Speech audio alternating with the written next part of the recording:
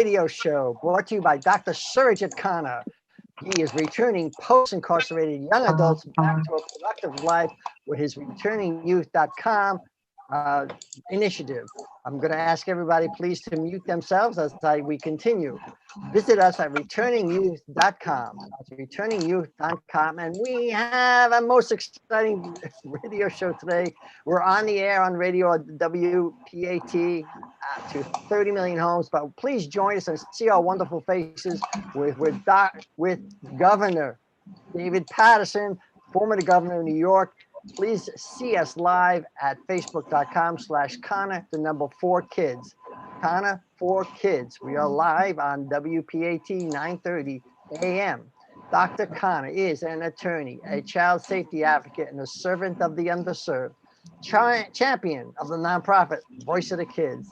And he has also launched the Post-Incarceration Juvenile Justice Reformation Act and the associated returningyouth.com campaign. And the initiative provides post-incarcerated young adults with housing, training, along with the required medical and psychological assistance they need to secure a job. I want to thank everybody for being here.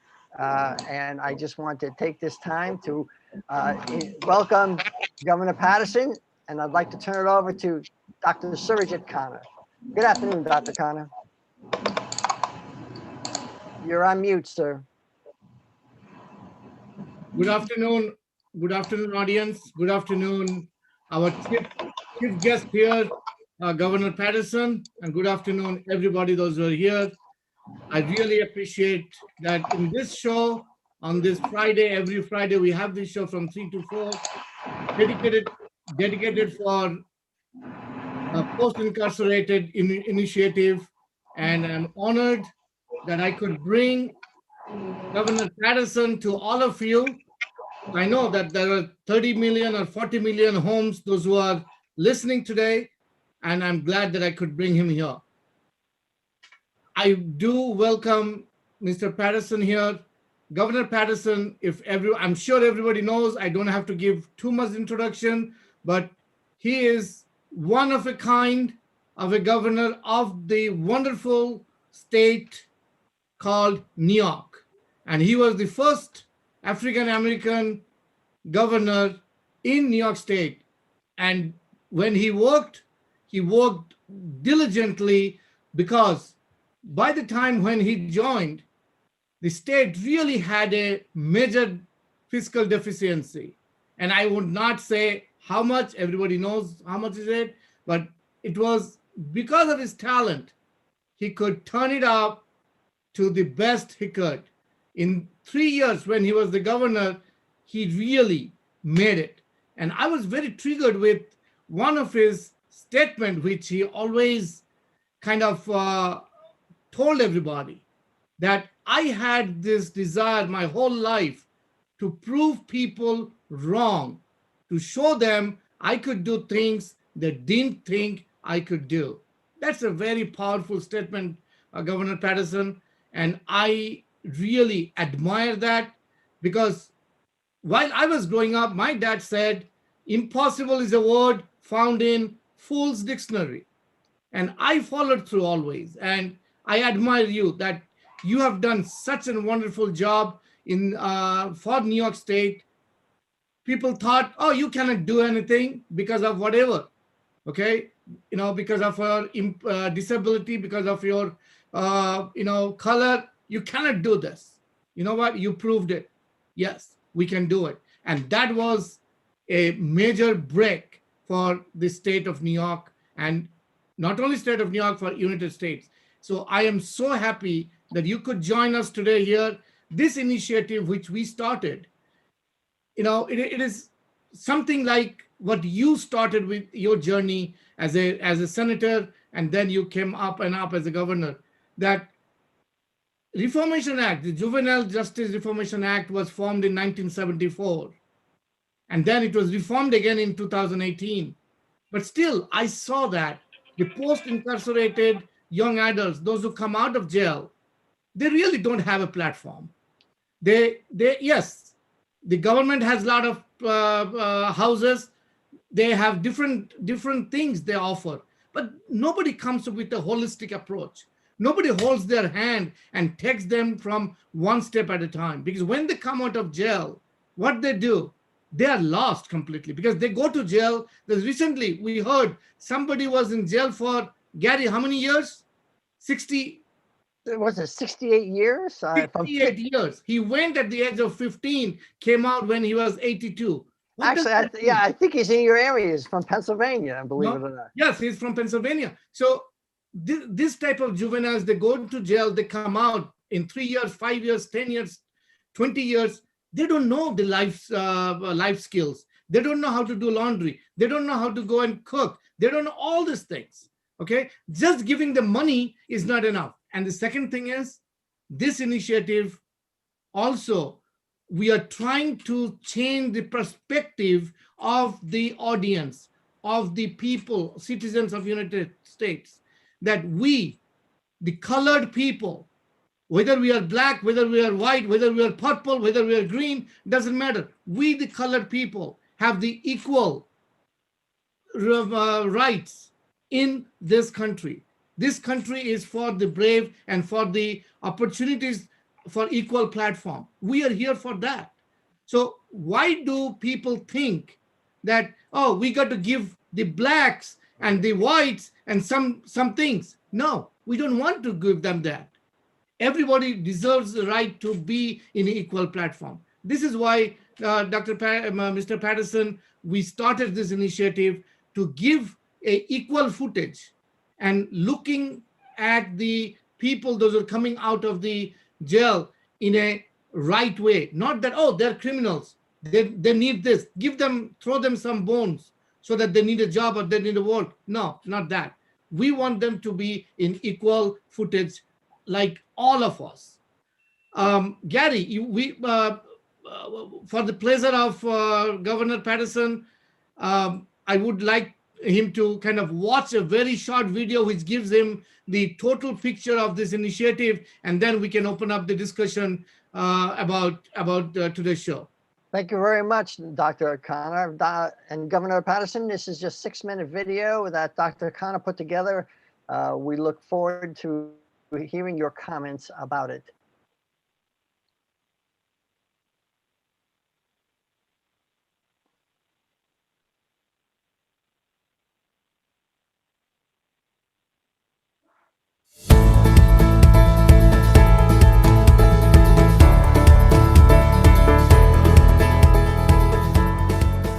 Isn't it about time we stop the revolving door of arrest and rearrest in underserved communities? Young adults, once arrested, are rearrested 55% of the time in just 12 months. The current system does not help them get out of a life of crime once released. Once a young person is arrested, the opportunities such as finding work, finding housing are almost non-existent. This creates a loss of hope and frequently leads to depression. Due to setbacks, they find themselves mentally incarcerated. In other words, being free from physical jail, but being mentally imprisoned. Many are forced back into a life of crime, and unfortunately, some even commit suicide. The Juvenile Justice Reformation Act concentrated on reducing crime before incarceration and for protection of inmates while incarcerated, but provided little direction for post-incarcerated young adults. Dr. Khanna saw this and felt the lack of support for post-incarcerated young adults. Therefore, he launched his ReturningYouth.com initiative to provide them with proper housing, medical and psychological assistance, short-term job training, career counseling, and peer support to improve their lives. Dr. Khanna tailored this initiative with a loving, holistic approach because he believes the missing link in their lives is this love and support. This is what Dr. Khanna has to say about this initiative. This initiative provides young adults with a pathway to be reintegrated into society, pursuing a new and productive life after being released from incarceration. My wish is to change society's perspective on young adults so they recognize their value and flourish in their own communities. We have launched this initiative in Elizabeth, New Jersey, and are finalizing the housing there. We have established a relationship with the Director of Police, the Chief of Police, and the Deputy Director of the Housing Authority. In addition, we have received authorization from njstart.gov and the Department of Vocational Rehabilitation, DVR, as an authorized employment service vendor. We have also successfully implemented a returningyouth.com house in Stroudsburg, Pennsylvania, in Monroe County. We have a home there with 3 post-incarcerated young men. Denzel. Anyone out there that's struggling to find themselves, I recommend that you find someone that's this program, because I feel as if it can help you just like it helped me. Julio. This is a very good opportunity. It's a big opportunity, actually. I'm looking forward to this. David. Well, I like everything about this program. That teaches me to stay out of trouble and stay focused on my career. Along with a house manager, a case manager, and relationship manager. These young men are committed to transforming their lives to becoming productive citizens by enrolling themselves in this initiative. This initiative has established partnerships with several companies assisting us to create jobs for these individuals. Most recent partnership includes Windsor CDL Driving School in Linden, New Jersey. Here is Abiodun Oleowe. I'm Abiodun Oyewole, and I am supporting Dr. Khanna's Returning Youth organization. And I think it is very important, it's very vital that young men who have been incarcerated have an opportunity to reshape their lives. Here is Donna Hilton. I served 27 years in New York State's maximum security prison for women. Programs like Dr. Khanna's Returning Youth is extremely important, especially for young adults.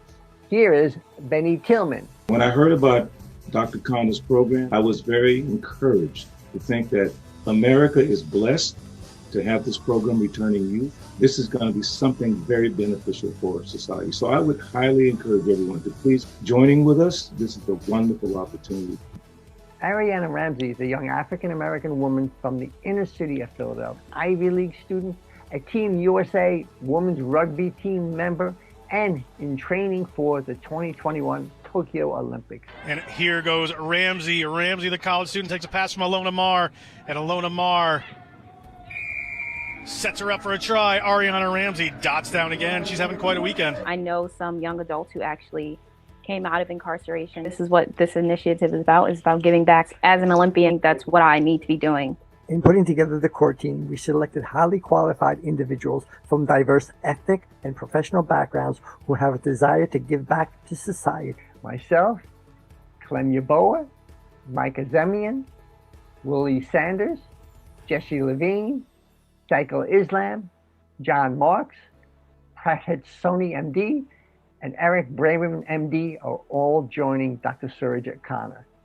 His team is dedicated to bringing a change to society by transforming post-incarcerated young adults to be great citizens by helping them recognize their own value as they re-enter society. Dr. Khanna and his team are dedicated to uplifting these young adults to their full potential and changing society's perception towards post-incarcerated individuals on the whole. In addition, we are also in the process of launching Harlem, New York, Brooklyn, New York, Philadelphia, Pennsylvania, Baltimore, Maryland, Delaware, Montana, and Seattle, Washington. I'm proud to be part of this initiative. My message to the young people coming out of incarceration is that do not let your period of incarceration define who you are. We're transforming young post-incarcerated adults to productive lives for themselves, their families, and their community. Please go to returningyouth.com or call 302-746-2311. Let's make a difference for the future of this country. Thank you.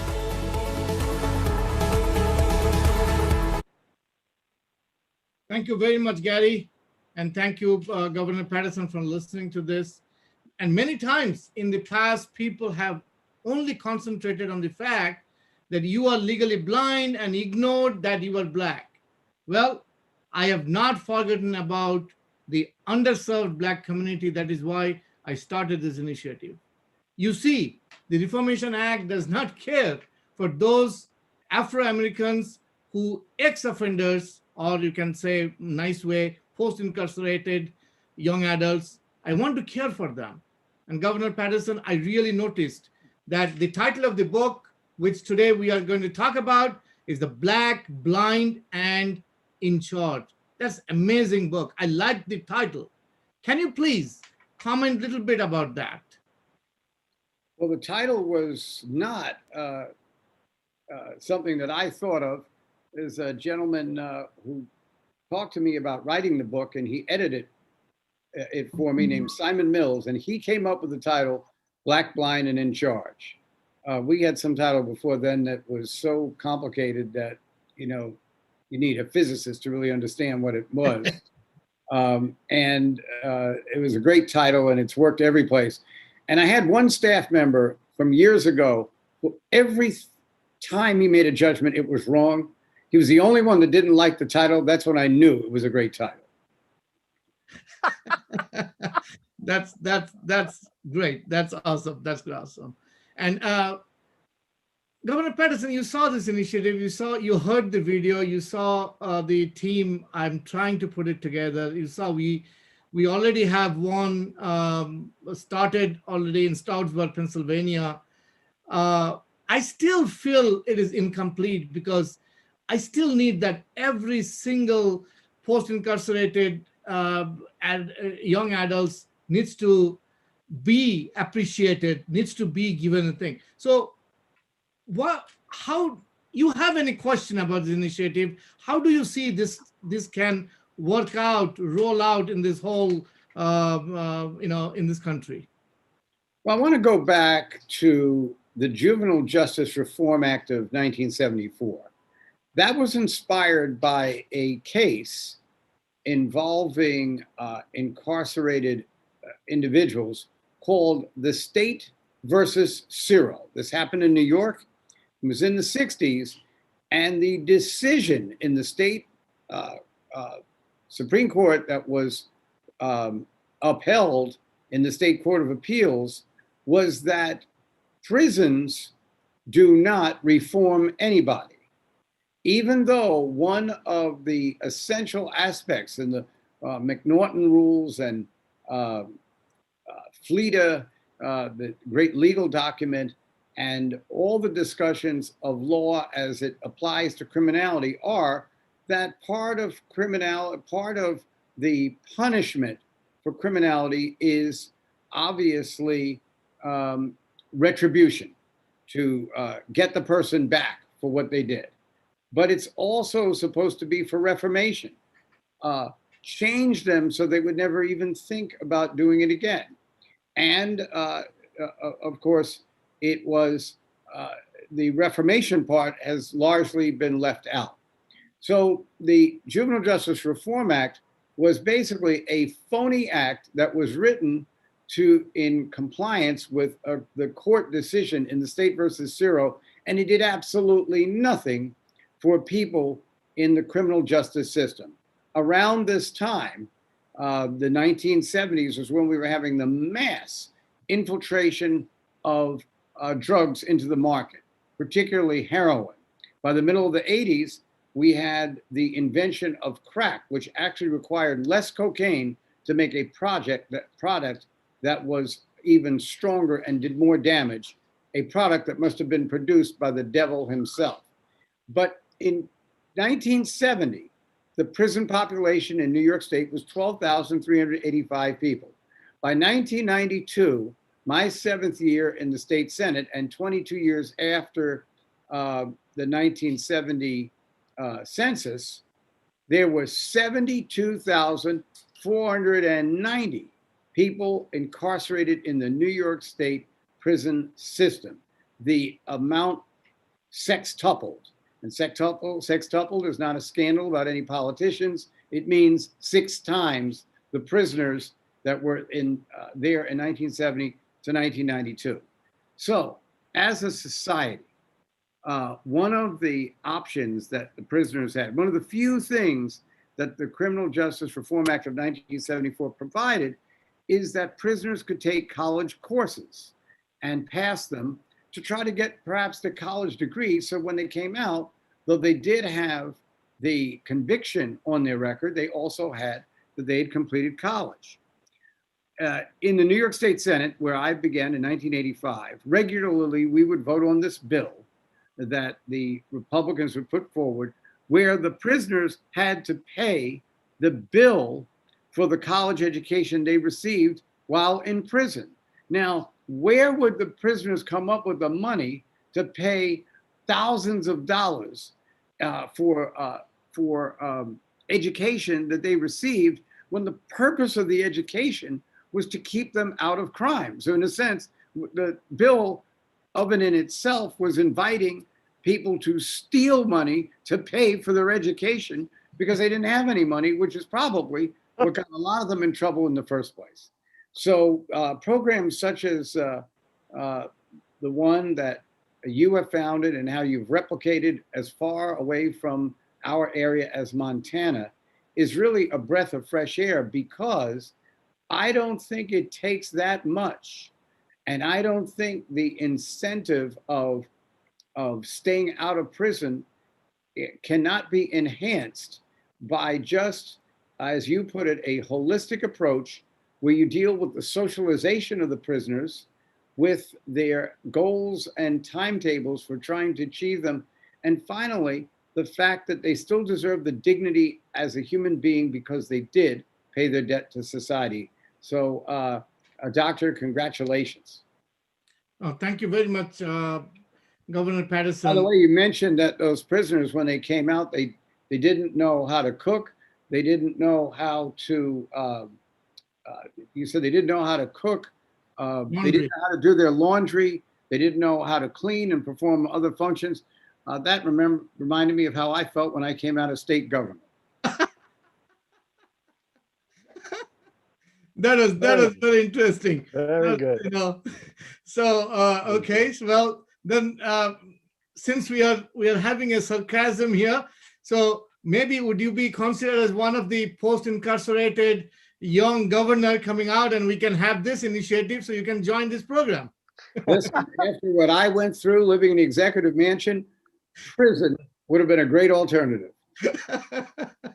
Well, Dr. Khanna, I think the governor was arrested one time, weren't you? Well, I was arrested in 2002 in front of the governor's office. I am the only governor in the history of the United States that, prior to being governor, was arrested outside the governor's office for protesting the Rockefeller drug laws, which were 70% more punitive than the second highest drug laws, which were in the state of Ohio. And oddly enough, the drug rehabilitation and preparation for reentry into society program that we followed was the one that was put into effect in the state of Texas by the then governor, George W. Bush.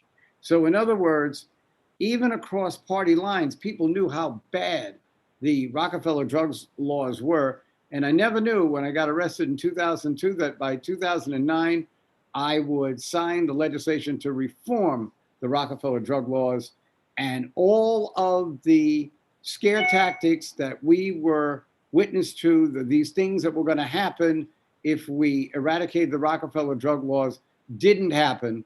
And it was one of the best actions that the state legislature and the governor ever performed.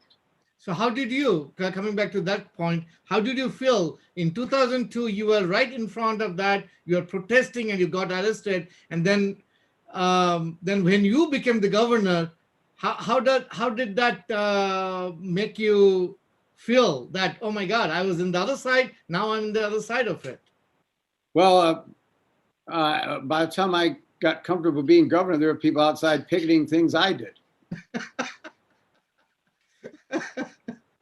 Oh, that was interesting. Well, thank you very much for that wonderful comment about this initiative. I really would like to have your blessings in this, and would like to have your support, because people like yourself, if I don't have your blessings, this team cannot go to the next stage. Because I was also recently excited, I'm sure you heard it, that when our current president, Mr. Biden, when he came and signed an executive order, one of them was something to do with the prison system. And I was very happy to hear that. So do you have any comment on that? Well, you are going to have people who, in spite of anything you do for them, when they come out of prison, it won't be long before they're back. There's something in their DNA that does that. But it is surprisingly few of the people who actually go there, because really what has happened when you have these incarcerations is that the family roles weren't fulfilled, the academic roles weren't fulfilled, and to some degree, the person was let down by the society in which they live. Now, they still have to pay the price if they committed a crime. That's part of our law. And, and not being aware of what one is doing sometimes as well as one should be is not an excuse not to be convicted. However, it is just so obvious that when crack first came to New York, people were coming from Westchester, Connecticut, Long Island, and New Jersey to come to the corner of 144th Street and Broadway, where they first started selling it. The New York City Police Department, in the first 90 days, arrested 299 people on that corner.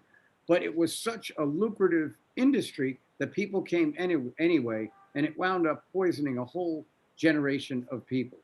And though one of the great moments in the movie The Godfather is when the Godfather himself tells his fellow bosses in a family meeting, the reason I don't want to circulate drugs, even in the Black communities, or the Hispanic communities, is eventually that drugs will leap those walls and get into our communities and destroy our society.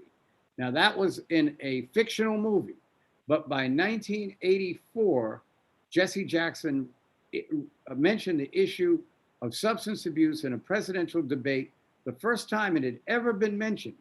And the fact is, if you inject enough drugs into any community, you will find that human vulnerability exists just as much here in New York, in Scarsdale or Grosse Pointe, as it ever did in the South Bronx or Central Harlem. You can't contain human misery. And we find substance abuse problems at the highest stories of office buildings downtown on Wall Street and in the most luxurious homes in Hollywood, California, because people are unable to address problems that they have in their lives, and they look for an escape. And it's my view that when you address it as what it is, really a medical problem, and of course now people are addicted to Oxycontin, and those are not the same people who were addicted to crack and heroin. We're now starting society to change and recognize that it is a medical emergency and we should treat it in a different way. Well, did they make him an offer he couldn't refuse, Governor Paterson? I'll say this, the Godfather made that offer to his colleagues. They didn't listen to him. And I remember that when there was a point where the unemployment rate among Italian youth in New York City hit 40% in 1986, because they got afflicted by the same substance abuse that had gone on in the inner city. And it teaches us all that you can't contain it. It leaps ghetto walls, and it winds up in places in society where you would never think it would be possible. Well, thank you very much, Governor Paterson, for sharing that wonderful thing. And I know if I keep on talking, I'll keep on talking about your remarkable vision which you had. I know people even said that, you cannot do too much because you are legally blind or because you are African American person. But that doesn't have to do anything with when you came up with this vision and sounded like alarm, like that when you kind of, I just can't imagine, because I used to work in New York City, and I know how it is. And right before 9/11 time, and you just brought it up about the police system. FDNY was under my one of my responsibilities. So, but the $21.3 billion deficit, when it happened, when you came in, now I know why you felt that you came to the governor's office and then you couldn't wait to get out, because the amount of challenge you had to counteract that's $21.3 billion. That was amazing the way you addressed it. I really admire you on that. And today, as you know, that we do have a wonderful person with us in the show, is our chairman of the Voice of the Kids, the nonprofit organization, and he's also an African American person. He's a CPA, and when he came to this country, he also felt something like that. My God, my color is not going to let me achieve something. And that's exactly when I just wanted to share this. When I was one of the youngest deputy commissioner of New York City, and this is during Mayor Giuliani's time. Everybody thought I couldn't make it because I am brown, I'm Indian, and I cannot be what I want to be. Well, no, you cannot be. You cannot be. You cannot be. Well, fortunately, I went there, and I also exactly lasted only 3 to 5 years in the system, and then I didn't find my way out. It's not that I'm blaming the system is wrong, is that I thought I will do better if I come out of the system. And but and Clem Iboa, when he came to this country, I think he definitely faced a challenge, and then we all came up with this initiative. Clem, could you share something, because we have the wonderful person, Governor Paterson here. I'm sure you had something to share with him and your challenges as well. Well, certainly, I'm glad to be here, but the most important thing here is what I'm hearing. The 1974 Act focused on reformation and restitution. Well, restitution and retribution. Restitution and retribution. And what the states have dealt with is the retribution part. Now, what I also see is that we have a certain aspect, which is validation. These young people, and Mr. Paterson, you said something about the DNA of some people will always let them go back to jail. Well, the DNA of the young people, the psyche of the young person is that he's looking for validation. If he cannot be validated in some of the things that he is good at doing, then the systemic racism gives them an avenue to do bad things. It is not in their DNA. The systemic racism grants them the avenue to do bad things, so that our society will continually be relegated to the lower levels. Now, what this initiative is supposed to do, or what we are doing about this, is that we are providing an avenue, different avenues, for them to exercise their talents and be validated.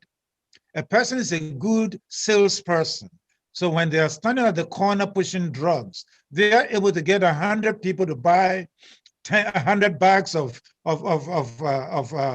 grass, so that they can take home $100 a day. Now, if they can do that, if they can get 100 people to do that, I'm sure that when we give them a valid avenue to express that skill, they will excel. And in that process, they become validated that they are somebody. what we do, in all these things, we are looking at encouraging them to see that they are somebody. They are somebody. And that they are good at doing something. What has happened is that going back our history, going back several centuries in our history, our population have been relegated to be nobody. And their parenting and everything else is that you are nobody. But now we need to flip that. We need to change that. I'm saying this during this Black History Month. We need to flip and change that and show the youth that they are somebody, that whatever they are good at, we can help them to be somebody. They go to the streets to learn to be somebody on the street. That shouldn't be the way they should go forward. When they come back out of a system that treats them as they are a mere nobody. In other words, even in the jail system, they're treated as a mere nobody, where monies was for their college education and the monies were not used for their college education. They were treated as a mere nobody. But now, when they come out, we want to treat them as they are somebody, and you can go forward to achieve your goals and your desires. So it is that validation that underscores what we are doing. Flame, that's a wonderful comment you made. I think Governor Paterson, do you have any comment on that? Well, there are people who are born to wealth. They are raised in privilege. They are constantly comforted and validated. When they make mistakes, they're basically told that it isn't really them, and they have every opportunity to become very successful in society, and they spend the rest of their lives swindling people, lying to people, and mistreating people. So my comment was that there are people like that. No matter how much validation you try to give them, and they're chronicled in history. Ted Bundy, Jack the Ripper, they covered up his name because he was a member of the royal family. What I'm saying is that those instances are very few in the criminal justice system, that most people who are in the criminal justice system are there, as I said before, so I'll say it again, because the system in their family let them down, or the educational system let them down. In effect, their society let them down. No, thank you very much, Governor Paterson, for making a comment on that. I would like to switch it to one of our, also, since, Governor Paterson, you're talking about in that angle, we have somebody from Midwest and Indiana, Sharon Miller, and she is actually helping us in this initiative so that we can reach it to as much as possible with her talents, with her Google, like she said, she's the Google girl. But Sharon, do you have any experience or any comments that Governor Paterson could know, and if you have anything you want to share here? Yeah, I mean, so I live in a really small town in the Midwest, but we're not outside of the things that big cities experience when it comes to that. I mean, we have issues with drugs in our community. We're just off of Cincinnati. We're one of the highest rate of drugs in the Midwest and the corridor that I live on. So, I mean, I've had friends who've lost their kids from drugs. So, I guess that's the biggest thing I could say is, sometimes I think people think that it's just big cities that this affects, but I can tell you, I live in a town with 6,000 people. And we experience it just like everybody else does. And, it's everywhere. You don't get away from it. Absolutely. No, thank you. Thank you very much, Sharon, for sharing that. Well, now I'm going to switch it to our official, how would I put it this way? From Washington Post. Means we all are talking here, but we are not at all trained to talk and interview anybody, special personnel like Governor Paterson, but we have a wonderful team member and also a person with dignity from Washington Post, ex-reporter of Washington Post, Mr. Edward Sargent. Welcome today to come to this show, and I would appreciate you sharing something with Governor Paterson, and if you have anything that you can enlighten. Well, I'm humbled, number one, to be in the presence of this great gentleman, a great leader, who have, it's just a pleasure. I'm kind of tickled pink. I don't know if the governor can see me. I'm turning pink right now. Because, that's the I'll let you know. Because, you know, it's always good to be in the presence of good people. I consider all of these attendees, everybody you have on your show, Gary and Dr. Khanna, just high quality, thoughtful, deep, caring, and people of integrity, and who are not afraid to speak their mind. I love what just happened here with the two gentlemen, the governor and the brother from, what country are you from, sir? Brother. I'm originally from Ghana. Ghana, I love Ghana. I'll talk to you about that one day. Yeah, I love Ghana. I've been to Ghana. So back to the point. I really appreciate when people can just talk to each other and have totally different viewpoints, yet hear each other, respect each other, and let each other be. You know, because the mind has a way of kind of working things out if you don't prejudice it with your own opinion, you just stay in your place there. I hope you understand what I'm saying. You, Brother Clem said, well, there's a matter of a lack of nurturing or affirmation, recognition. And I began to think, oh yeah, that makes a lot of sense. And I'm wondering what the governor is thinking. And then the governor spoke up and he's like, hey, wait, hold. There are a lot of people who have all the accolades and respect and all this embracing in the world, but there's something about the DNA. That's a scary thing to say, isn't it? I kind of recall, you know, DNA, that's been used against our people. You know, something in our DNA, we're born with it. So it is an interesting topic. It's a hot topic, and I enjoy hot topics. So to my point, Governor, it's a pleasure being with you. I have a very simple question. Why did you write the book, and what do you want me to get out of it? Well, I wrote the book because I'm sort of the descendant of what is known in New York as the Gang of Four. The Honorable Percy Sutton, who ran Inner City Broadcasting, WBLS, and WLIB, which was the Black Talk station. Mayor David N. Dinkins, the first Black mayor of New York City. Congressman Charles Rangel, who was the chair of the Ways and Means Committee in the House. And my father, Basil Paterson, who was the first African-American to win a primary running for lieutenant governor in 1970. And as hard as these men worked and great contributions they made to society, none of them really seemed to have the desire to pass along the stories and the situations that they were involved in. And particularly Percy Sutton, who wound up with the #1 radio station in the country. WBLS back in the 70s and 80s. It was a disco station and then an R&B station. And all of the things that he was able to accomplish, he didn't leave very much of a legacy. Dinkins did, because he went to teach at Columbia University and he did a lot of oral history. So he's the one that would make me the exception. But my dad and Rangel, they just kind of, you know, just stepped aside when the time came. Rangel, the only member of the group that's living. So I thought that I owed it to the next generation to capture my feelings. I wrote about the America that we read about in the history books and the real America that we don't read about in the history books.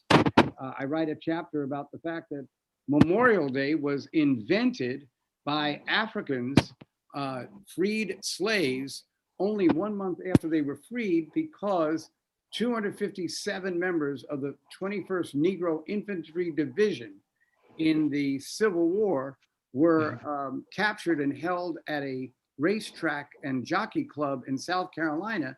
And instead of turning them over when the war was over, the Confederates allowed them to die there. And on May 1st, 1865, a group of freed Blacks had a march. They reinterred all the graves. They had a horrible mass grave there. They reinterred all the remains and gave them separate graves. They had a march. 4 ministers spoke. They sang John Brown's Body and the national anthem. And they wore a lot of interesting flowers, colors, and that's why they called it Decoration Day, in memorial to those soldiers. So the whites in the South started having their own Memorial Day, and their Memorial Day, because they were trying to be admitted into the Union, was to honor the white soldiers from the North and the South, no blacks, because the whites were fighting, as they put it, for two separate but important causes. What was the important cause about having slavery in the Confederate States? And why were they not considered to terrorists and frankly been wiped off the face of the earth for what they did to those people? So I wanted to put my thoughts into not just my service. And the other thing was, I didn't want to write a book, you know, getting even with everyone I had a problem with, settling scores and that kind of thing. So to a certain degree, I tried to take a humorous approach to some of the things that happened to me. And I start in a book where I went to a rally and this guy shook my hand and he said, hello. And I said, hi, how you doing? And I walked away from him and he turned to the people he was with and he said, now I see why these politicians are so out of touch. This guy over here doesn't even recognize me. And the man who made the comment was Muhammad Ali. And so once they told Muhammad that probably I didn't recognize him. He came over to me and he put his arm around me. And I've been in office 3 months and I'm 30 years old. I'm the youngest elected official by like 10 years. And he says to me, would you like to march with me? I'm like, oh my God. So I'm marching with Muhammad Ali on my right, the tennis star Arthur Ashe on my left, and David Dinkins, who's borough president, who become the first African-American mayor, on his left. And we're marching, and behind me, I can hear all these people who were in office for 20 years, and they're saying, who the blank does he think he's been here 3 months? And he's marching up there with Muhammad Ali like he's the most important person at the march.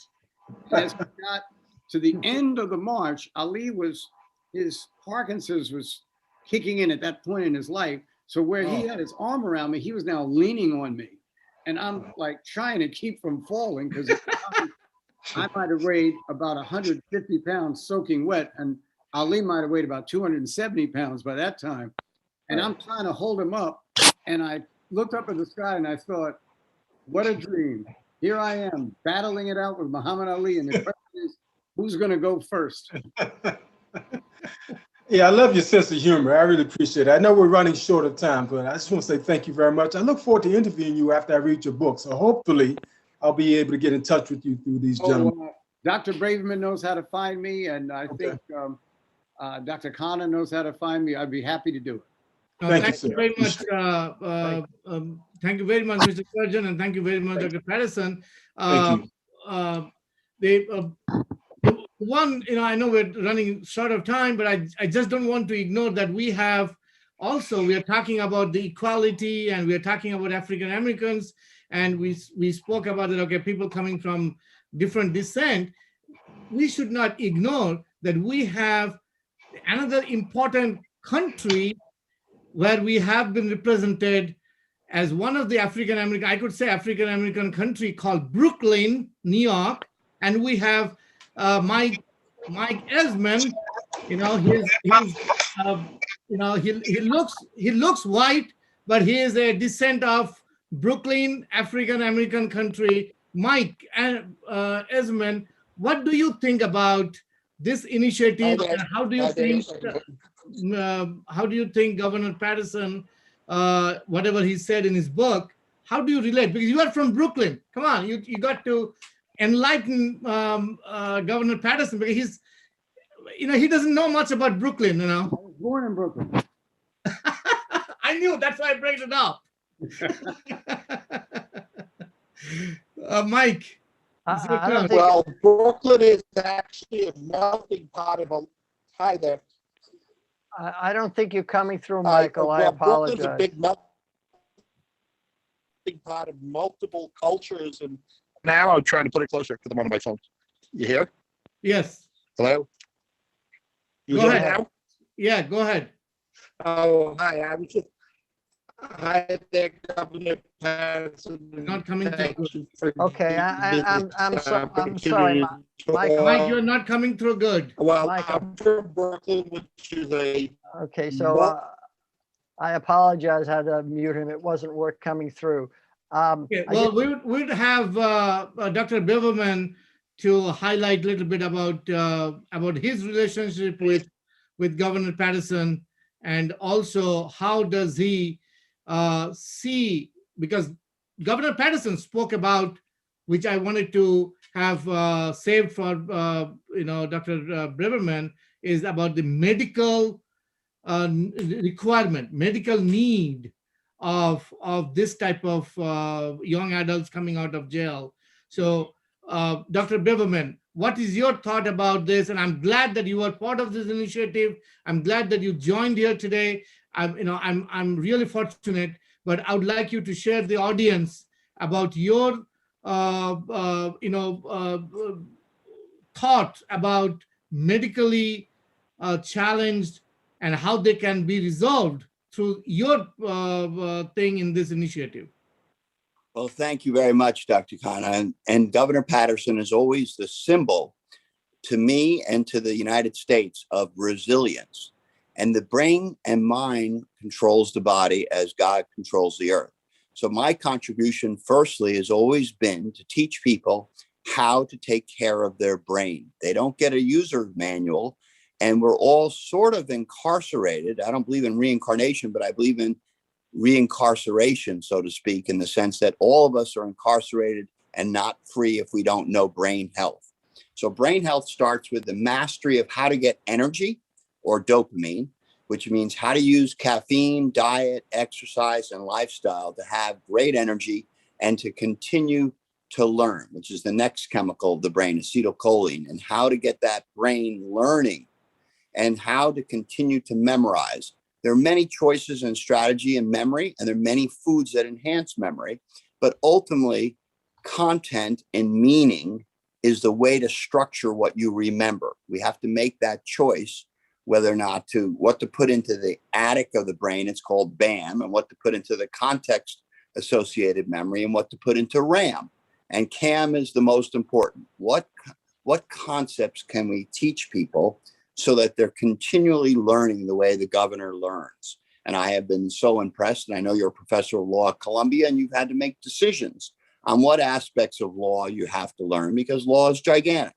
So I know how to enhance learning, and I know how to teach learning. I know how to teach energy. The next area is stability. Stability is difficult. There's a chemical called GABA. There's vitamins like inositol and things like exercise and how to use time management and what foods you can eat, because sugar is actually more addictive than heroin. So teaching people that. And then finally, the next step of the brain is to sleep and how to have good sleep and good mood. And then to teach everyone you're only as healthy as your oldest and sickest part. So that kind of health program is possible for everyone. And I'll say that that is what I'm trying to do, Dr. Khanna, is contribute that kind of health program to everyone post-incarcerated. Does that answer your question? Yes, sir. Thank you very much, Dr. Biverman. You see, I broke the record of Governor Paterson. He said, you can't stop speaking, but, I stopped you in 15 seconds. So, you did a wonderful job. And we broke the record today.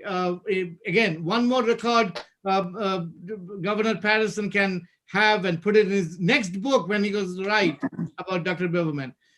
Also, today we do have a wonderful PR person from North Carolina today, Sharon Drake. Sharon, what do you think about having such an important person with us, and especially in the Black Month, Black History Month? How do you see? I echo Eddie. I'm just honored to be in your presence. I have a long history of working in the political arena. I just came off of a gubernatorial campaign in North Carolina during the election season, the lieutenant governor's race. and I've worked on a number of gubernatorial campaigns across the country and in the Virgin Islands. So being on the call with you today, Governor Paterson, it's been a great honor. I can't wait to read your book, and I'm looking forward to working with you. If you're going to be working with us, it's been an honor, and being on the call with you. I was a lot of the names that you've mentioned. I've worked with the Suttons. I remember BLS. Have a lot of friends that worked with that station. And some of the other names you mentioned, Congressman Rangel and Mayor Dinkins. So I am just honored to be a part of this today and look forward to more conversations like this and more stories and sharing your legacy and the legacies of those who have been a part of this with our young people and continuing to share these stories, because I think they're very important, not only in Black History Month, because I think it's important to continue to tell these stories all year long. So thank you so much for being here. Thank you very much, Sharon, for joining in today. And I thank was you. just hoping that I would get a chance to hear that, because half of my family is from North Carolina. We may be related. That's great to hear that. And, my dear audience, those who are listening today, it has been an honor to have Governor Paterson here. And I would like all of you to take this opportunity to let every young adults, those who are coming out of prison, to see that there is a hope. There is always a hope that they can succeed in their life. They can succeed in the dream. Like Governor Paterson's book says that, you can do it. There is nothing that you cannot do it. And by saying that, I would like to switch the gear a little bit, if you may allow Governor Paterson, that in this initiative, we also have a small segment called Inspire the Best Life, a platform that we are encouraging young adults to get inspired. And unfortunately, people are tired of listening to me, but I have created the platform where I do talk about inspiring your best life. And I do have a representative, the co-host of that Inspire. And I would like you to introduce you so that this young adult, she's also a young adult. And you know what? She's from Chicago. She is from Chicago. And you mentioned about Montana. Our host is from Montana, Valley Anderson, but she's not here today. But Priya is here. Priya, would you like to say, Governor Paterson, something about this program so that we can get inspired? I don't think he needs inspiration, but we need inspiration. Yes, thank you, Governor Paterson, and all of our wonderful guests for joining us today. My name is Priya Saini, and it's an honor for me to briefly talk about Dr. Khanna's Inspire Your Best Life program.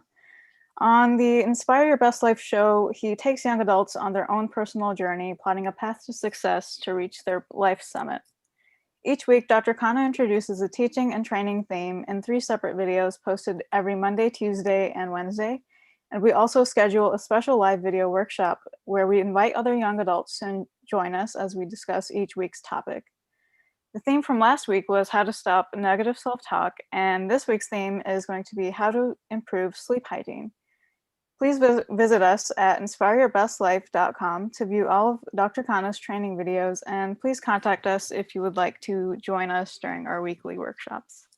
Thank you very much, Priya. Governor Paterson, do you have any comment on this so that this young girl can be inspired? Well, I think the 2 topics, the one this week and the one next week, are classic. How you talk to other people, how you talk about yourself. It gives a sense of what someone's self-esteem is. And really, when people stop and think about it, we live in a society of labels. Our first instinct, it's a natural instinct, is to, whether how somebody looks, how they talk, what clothes they wear, what shoes they wear. And it's a defensive part of the brain that's actually thinking about self-protection, but it misleads us to believe that that first instinct is always correct, and it's not. You can't judge a book by a color, and when you do it too much, really, when you think you're assessing other people, all you're really doing is allowing your ego to have a conversation with itself.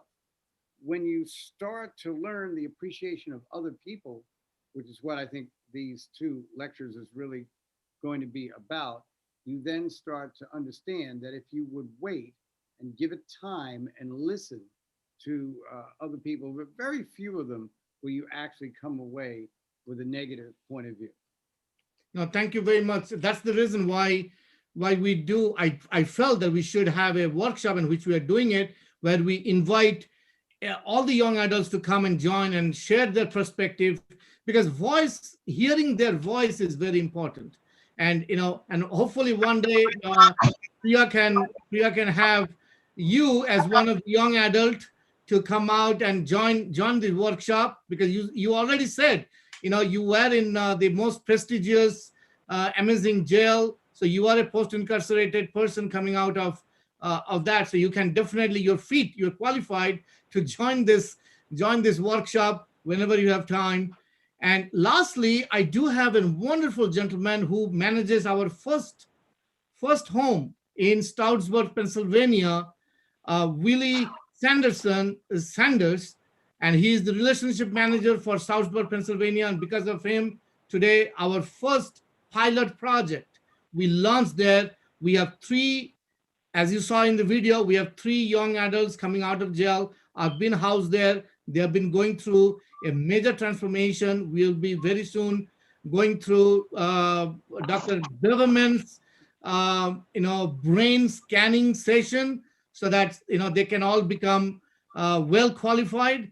And we're waiting for Dr. Beverman to jump into and speak on it. But no, Dr. Beverman, hold your thoughts.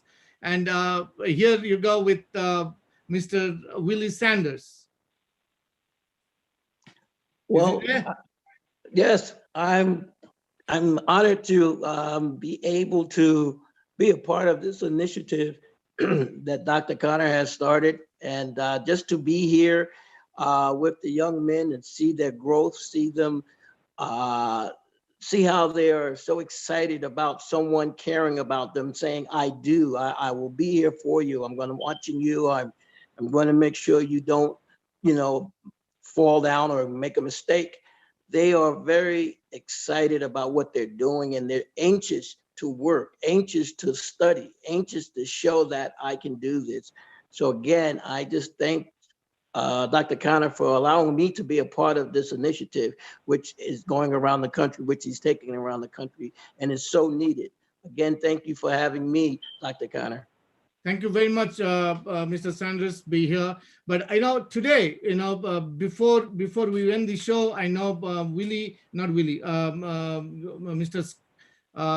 Gary, I'm sure you have some question for Governor Paterson, but I would like, with the permission of everybody, I would like to announce, and I would like to say this, that this book, which we have from Governor Paterson, this book should be a book that every post-incarcerated individual coming to our program should read. At least we should have, just like we are thinking of having Governor Paterson, we thought of having Bible studies. We have different type of religious studies in the evening in the house where they will be they are housed. So we will be definitely reading a book that means realistically that they can do it.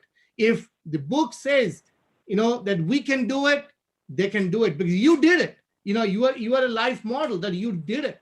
This, in spite of all the challenges you went through, you did it. So definitely they can also read it by having this book. Gary. Thank you very much.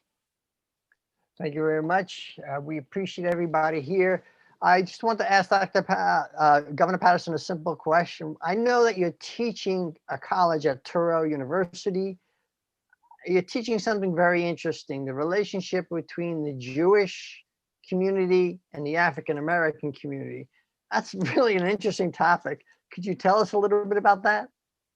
Well, probably worldwide, the Holocaust and the slave industrial industry in the United States from 1619 to 1863 are probably the two worst crimes that were committed against groups of people. And both were in large numbers in New York City. So you would think that two oppressed groups would get along well, but they didn't get along well. And the reason was because neither really understood the other's oppression. And also both groups responded to oppression differently. So I'm just going to give a quick example. There was a Jewish finance wizard by the name of Ivan Boesky. Ivan Boesky built the Jewish Theological Seminary on 120th Street and Broadway, and they put a big sign up, you know, they put his name up, dedicated to him because he built the building. And in 1986, Ivan Boesky was, of course, indicted in the famous scandal. Michael Milken and all these Wall Street executives went to prison. And when the heads of the Jewish Theological Seminary heard about it, they took that sign down. Now, let's say Ivan Boesky was not Jewish. Let's say he was Black. And let's say he built something for a Black institution and did it in the Black community. And they put the same sign up. When he got arrested, they would have put lights around the sign and started the cause of saving him. So the two groups were both oppressed, but they reacted differently, which is why they often misunderstood each other. And then of course, the relationship between the Jewish community and Martin Luther King is really worth reading about. 65% of the whites that went to the South to march in the civil rights demonstration were Jewish. Wow. Hey, we have an interesting person that just wants to say hello to you. Former county executive of Prince George, Rushern Baker III, just texted in. He said he was watching us and he wanted to say hello. Yes, yes. And he did great service in Maryland, if I remember correctly. And we thank him for his service. We're being watched, and we appreciate that. Dr. Khanna. No, thank you very much. I don't know. I'm so glad that Governor Paterson, you know, you joined this show today and you kind of witnessed and you encouraged not only me. I mean, I cannot do all by myself.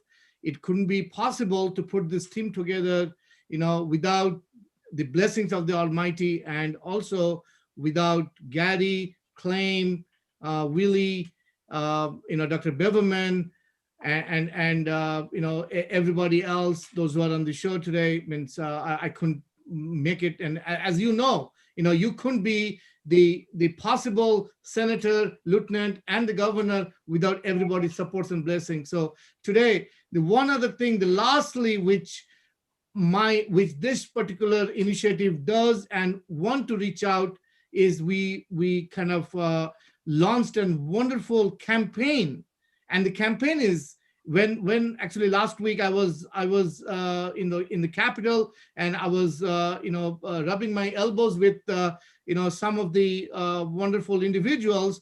They said that they never heard of a campaign of this type where we do not concentrate too much of money, but we concentrate too much on people. And my campaign's name is Million People, $1 Million.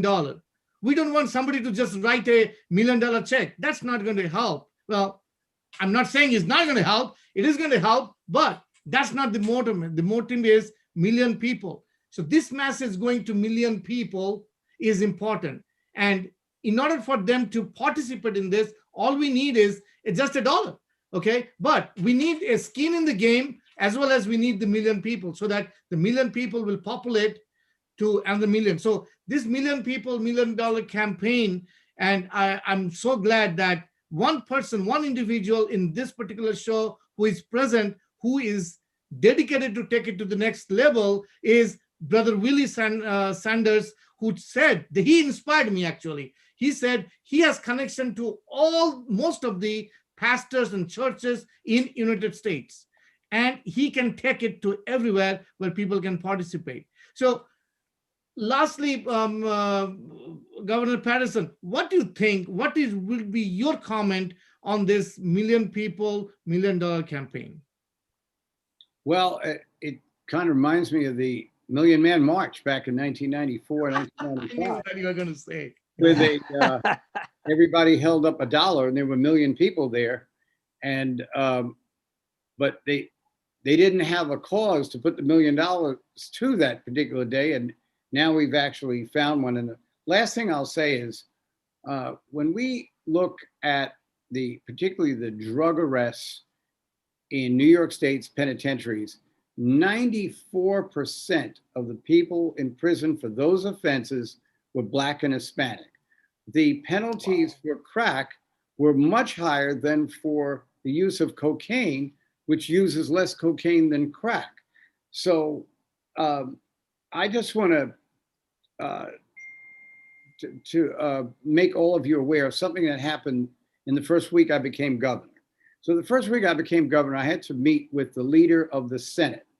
I'm a Democrat, he's a Republican. And I decided, now that I'm the governor, he's a Republican, just to show him that I can be reasoned with, the first thing he asked me for, whatever it is, I'm going to give it to him. So he wanted me to keep this prison open in upstate New York.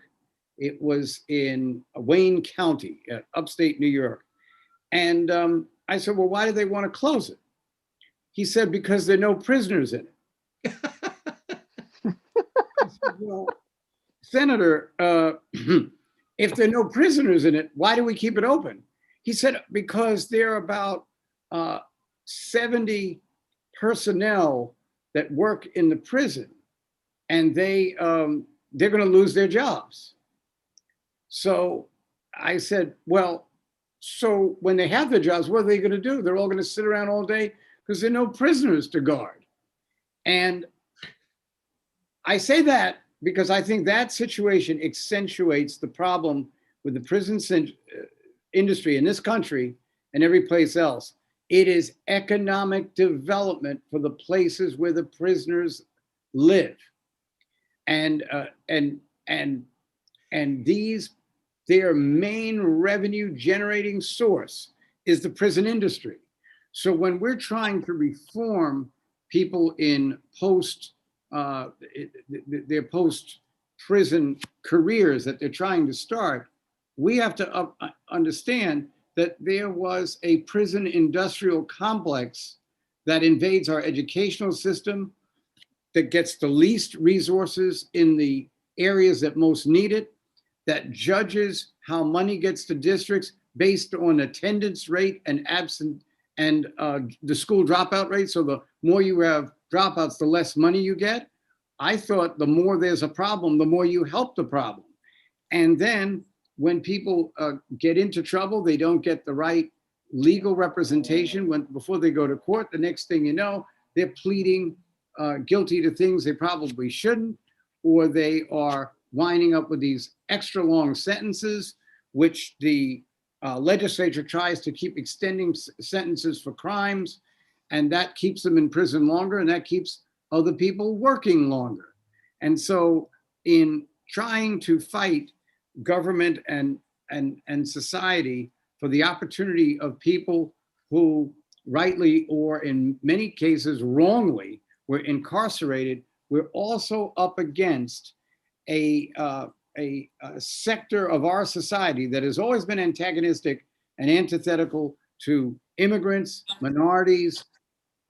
They are still trying to maintain the economic development quota of making sure that prisons are filled so that the citizens of their towns make money. I once suggested we should build a prison and put it right in the middle of New York City. And if we did, those upstaters would all die from unemployment. So that's, I understand the rules of this show is to not get too political, but when one of the previous New York mayoral administrations was heavy-dutyly going into certain communities and stopping and frisking, every time I read that story, learned more about it, I felt that the only thing that was unfair, if you will, was that it wasn't being done downtown and in other areas. That would have made, to me, it makes sense. So. Thank you. We're going to move on to the second section of this. Well, what I just wanted to add is that the 1974 Act provided money to the states to implement some of these reforms. The states took the money, but the reforms didn't happen, and they continue to take the money, and so they have to spend the money one way or the other, or give it back, and that's why they try to keep the prisons open so they can give employment to the people. It's the same federal money, but nothing gets done. I just want to say that. Now, Governor Paterson, you just said what I said when I first started launching this this initiative. I told everybody that we will be having enemies. And that major enemy, which you just brought it up, you just took the cat out of the bag and revealed it, and that's what we will be facing. Just like how you faced, when you were asked, don't shut that prison, because we will be losing the job. The economy development is it, But I would like the audience to hear this, that the economy development, which will be coming out of this initiative, is much more. It's like we are creating jobs. We are not just creating jobs in the jail because we just want to keep the jail administration working in it. We want the economy to be boosted. We want those people, those who think, if we shut down the jail because there is no prisoners, they think that is a threat for their job. No, we can allow them with their talents. They can do a better job outside of the prison. I think that awareness has to come up, and I can't thank you enough for validating every single thought I had before launching this initiative. And I still have the fear that when we launch this $1 million, million people campaign, I'm sure now you say, okay, there is a cause, people can put that $1 million, but a lot of people are going to be against it. Oh my God, you know what? All the jail system down the road, let's say 10 years, 20 years, 50 years down the road, we will try to minimize the prisoners in the jail. Well, there will be a big rivalry that, oh, we're not losing jobs. Well, look at the toll system. Governor Paterson, look at the toll system. Now, the toll booths do not have human beings anymore. They're all electronic. But it was opposed many years not to do that because they'll be losing jobs. There will be economy downsize, this and that and that. I'm sure we are going to face that. I hope one day you will write another book about this challenge. Thank you, Dr. Khanna. We thank you. We're going to move on to the second part of our meeting. And I just want to leave. I'm going to show the live video of the $1 Million People, $1 Million campaign. And when that's over, we're going to stop broadcasting, but everybody stay on the line here. Please join us every Friday at 3 o'clock on WPAT 9:30 a.m. and also on Facebook.com/Khanna4Kids. That's the number 4Kids. And let's take a look at this video, the $1 Million People, $1 Million campaign. Hello, my name is Alonzo Cobb, and I'm supporting Dr. Surajit Khanna's $1 Million People, $1 Million campaign for transforming young post-incarcerated adults to productive lives for themselves, their families, and their community. What does that mean? It means the campaign is designed to provide housing, training, medical and psychological care, and legal assistance for the people coming out of the legal system. And I've known people who have come out of the legal system, and when they did it on their own, it was pretty tough. And with what you have here is an organization that's going to walk them through each step so that the probability of them succeeding skyrockets. What we're looking for, each person to donate $1. We're looking for 1 million people, and each person donates $1. So it shouldn't put a strain on your finances. If you're willing to contribute $1 to the Million People, $1 Million campaign, then please go to returningyouth.com or call 302-746-2311. Make the contribution. It's tax deductible. So if you're willing to help, step in and let's make a difference for the future of this country. Thank you.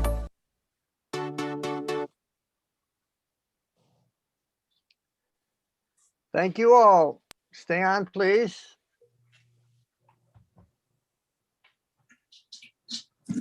Okay, we're off the air. We're just friends here talking. Priya, you can leave anytime you want. Screen is not off.